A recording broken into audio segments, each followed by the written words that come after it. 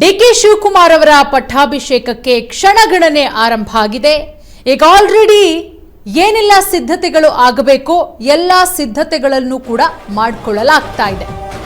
DK Shivakumar ಅವರ ಪಟ್ಟಾಭಿಷೇಕಕ್ಕೆ ಕ್ಷಣಗಣನೆ ಆರಂಭ ಆಗಿದ್ದು ನಾಳೆ ನೂತನ ಮುಖ್ಯಮಂತ್ರಿ ಪ್ರಮಾಣ ವಚನ. ಸಿಎಂ ಆಗಿ ನಾಳೆ ಕನಕಪುರದ ಬಂಡೆ ಪದಗ್ರಹಣ ಮಾಡಲಿದ್ದಾರೆ. ಪ್ರಮಾಣ ವಚನವನ್ನ ಬೋಧಿಸಲಿದ್ದಾರೆ ರಾಜ್ಯಪಾಲರು. ನಾಳೆ ಸಾಯಂಕಾಲ 4:05 ಶುಭ ಮುಹೂರ್ತದಲ್ಲಿ ಡಿಕೆ ಶಿವಕುಮಾರ್ ಅವರ ಪಟ್ಟಾಭಿಷೇಕ ಆಗುತ್ತೆ. ನಾಳೆ ಸಾಯಂಕಾಲ 4:05 ಜೂನ್ 3ನೇ ತಾರೀಕು ಬುಧವಾರ ಸಂಜೆ 4:05 ನೂತನ ಮುಖ್ಯಮಂತ್ರಿಯಾಗಿ ಪ್ರಮಾಣ ವಚನವನ್ನ ಡಿಕೆ ಶಿವಕುಮಾರ್ ಅವರು ಪಡೆದುಕೊಳ್ಳಲಿದ್ದಾರೆ. ಲೋಕಭವನದಲ್ಲಿ ಈಗ ಆಲ್ರೆಡಿ ಎಲ್ಲ ರೀತಿಯ ಸಿದ್ಧತೆಗಳನ್ನ ಮಾಡಿಕೊಳ್ಳಲಾಗ್ತಾ ಇದೆ. ಲೋಕಭವನದ ಗ್ಲಾಸ್ ಹೌಸ್ನಲ್ಲಿ ಭರ್ಜರಿಯಾಗಿ ತಯಾರಿ.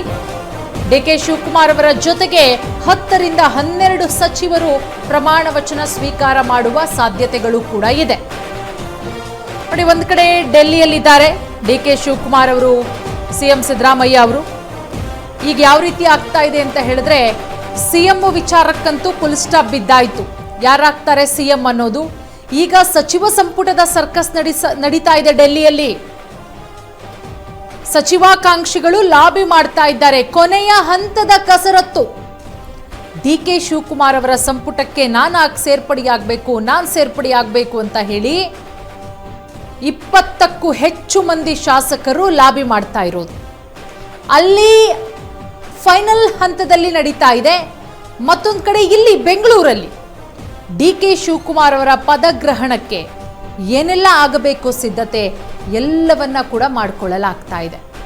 ಆಲ್ರೆಡಿ ನಿನ್ನೆನೇ ಹೇಳಿಬಿಟ್ರು ಡಿಕೆ ಶಿವಕುಮಾರ್ ಅವರು, ಹಾರಗಳನ್ನೆಲ್ಲ ತರಂಗಿಲ್ಲಪ್ಪ, ಅದರಲ್ಲೂ ಸುಗಂಧರಾಜ ನನಗೆ ಬಹಳ ಅಲರ್ಜಿ ಇದೆ, ಸೊ ಹಾಗಾಗಿ ಹಾರ ಗೀರ ಎಲ್ಲ ಯಾರು ತರಬೇಡಿ, ನಾನು ಯಾವುದನ್ನು ಕೂಡ ಹಾಕಿಸ್ಕೊಳ್ಳಲ್ಲ. ಮತ್ತೊಂದು ಕಡೆ ಹೇಳಿದ್ರು, ಅತಿ ಸರಳವಾಗಿ ನಾನು ಪ್ರಮಾಣ ವಚನ ಸ್ವೀಕಾರ ಮಾಡ್ಕೊಳ್ತೀನಿ, ಅದಕ್ಕೂ ಒಂದಷ್ಟು ಕಾರಣಗಳಿದೆ, ನಾನು ಹೇಳ್ತೀನಿ. ಅತಿ ಸರಳವಾಗಿ ಒಳಗಡೆ ಯಾರಿಗೂ ಪ್ರವೇಶ ಇಲ್ಲ, ಒಂದಷ್ಟು ಲಿಮಿಟೆಡ್ ಮೆಂಬರ್ಸಿಗಷ್ಟೇ ಪ್ರವೇಶ ಇರುತ್ತೆ, ಬೇಕಾದ್ರೂ ಹೊರಗಡೆ ಇರ್ಬೋದು, ನನ್ನ ಅಬ್ಜೆಕ್ಷನ್ ಏನೂ ಇಲ್ಲ ಅಂತ ಹೇಳಿ. ಹಂಗಂತ ನೀವು ಬೇರೆ ಬೇರೆ ಜಿಲ್ಲೆಗಳಿಂದ ಬಂದುಬಿಟ್ಟು ಇಲ್ಲಿ ಹೊರಗಡೆ ಟ್ರಾಫಿಕ್ ಜಾಮ್ ಮಾಡ್ಕೊಂಡು ಪಾಪ ಬೆಂಗಳೂರಿನ ವಾಹನ ಸವಾರರಿಗೆ ದಯವಿಟ್ಟು ಯಾರೂ ತೊಂದರೆ ಮಾಡಬೇಡಿ.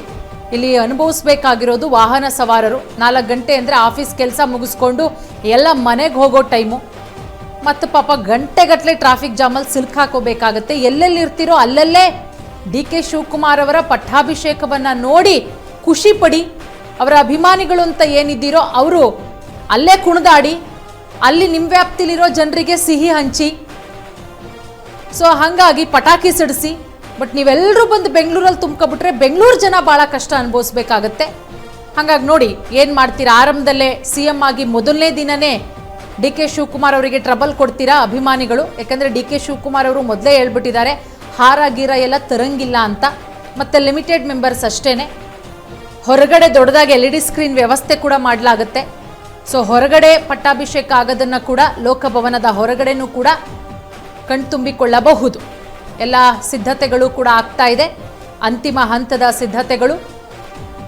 ಶುಭ ಲಗ್ನದಲ್ಲಿ ಶುಭ ಮುಹೂರ್ತದಲ್ಲಿ ನಾಳೆ ಸಾಯಂಕಾಲ 4:05 ಬುಧವಾರ ಜೂನ್ 3ನೇ ತಾರೀಕು ರಾಜ್ಯದ ನೂತನ ಮುಖ್ಯಮಂತ್ರಿಯಾಗಿ ಡಿಕೆ ಶಿವಕುಮಾರ್ ಅವರು ಪ್ರಮಾಣ ವಚನವನ್ನ ಸ್ವೀಕಾರ ಮಾಡಲಿದ್ದಾರೆ.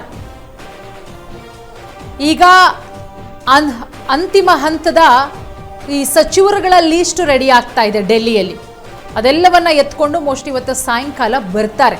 ಸಿದ್ದರಾಮಯ್ಯ ಅವರು ಕೂಡ ಬರ್ತಾರೆ, ಡಿ ಕೆ ಶಿವಕುಮಾರ್ ಅವರು ಕೂಡ ಬರ್ತಾರೆ. ಡಿ ಕೆ ಶಿವಕುಮಾರ್ ಅವರ ಜೊತೆಯಲ್ಲಿ 10 ರಿಂದ 12 ಮಂದಿ ಮೊದಲ ಹಂತದಲ್ಲಿ ಡಿ ಕೆ ಶಿವಕುಮಾರ್ ಅವರ ಸಂಪುಟಕ್ಕೆ ಸೇರ್ಪಡೆಯಾಗ್ತಾರೆ ಸಚಿವರುಗಳು. 10 ರಿಂದ 12 ಜನ. ಅದರಲ್ಲಿ ಸಿದ್ದರಾಮಯ್ಯ ಅವರ ಸಂಪುಟದಲ್ಲಿದ್ದಂಥವರೇ ಕಂಟಿನ್ಯೂ ಆಗುವಂತಹ ಸಾಧ್ಯತೆಗಳಿದೆ. ಖಾತೆ ಚೇಂಜ್ ಆಗಬಹುದು. ಇನ್ನೊಂದು 2-3 ಜನ ಹೊಸ ಮುಖಗಳಿಗೆ ಮಣೆ ಹಾಕುವಂತಹ ಸಾಧ್ಯತೆಗಳು ಕೂಡ ಇದೆ. ಹೊಸ ಮುಖಗಳು ಅಂದರೆ ಭೈರತಿ ಸುರೇಶ್ ಅವರಿಗೆ ಕೊಟ್ಟು ಯತೀಂದ್ರ ಸಿದ್ದರಾಮಯ್ಯ ಅವರ ಪುತ್ರ MLC ಅವರಿಗೆ ಮಣೆ ಹಾಕುವ ಸಾಧ್ಯತೆಗಳು ಕೂಡ ಇದೆ. ಇನ್ನೊಂದಿಬ್ರು 3 ಜನ ಆರಂಭದಲ್ಲೇ ಪ್ರಮಾಣ ವಚನ ಸ್ವೀಕಾರ ಮಾಡ್ತಾರೆ, ಅಂದರೆ ಮೊದಲ ಹಂತದಲ್ಲಿ. ಸೊ ನಾಳೆ ಅದಾದ ಮೇಲೆ ರಾಜ್ಯಸಭೆ ಚುನಾವಣೆ ಇದೆ, ವಿಧಾನ ಪರಿಷತ್ ಚುನಾವಣೆ ಇದೆ. ಈ ಜೂನ್ 18ರ ನಂತರ 2ನೇ ಹಂತದ ಸಚಿವರನ್ನ ಆಯ್ಕೆ ಮಾಡಲಾಗುತ್ತೆ. ಅದರಲ್ಲಿ ಒಂದಷ್ಟು ಯಂಗ್ಸ್ಟರ್ಗಳಿಗೆ ಮಣೆ ಹಾಕುವಂತಹ ಸಾಧ್ಯತೆಗಳು ಕೂಡ ಇದೆ. ಶರತ್ ಬಚ್ಚೇಗೌಡ ಅವರು, ಹೀಗೆ ಬೇರೆ ಬೇರೆಯವರು ಇನ್ನೂ ಒಂದಷ್ಟು ಜನ ಇದ್ದಾರೆ. ಸೊ ಅವರ ಲೀಸ್ಟನ್ನು ಕೂಡ ರೆಡಿ ಮಾಡಿಟ್ಕೊಳ್ಳಲಾಗಿದೆ. ಸೊ ನಾಳೆ DK ಶಿವಕುಮಾರ್ ಅವರ ಪದಗ್ರಹಣ ಸಮಾರಂಭ, ಇಷ್ಟೂ ಸಿದ್ಧತೆಗಳು ಕೂಡ ಆಗಿದೆ.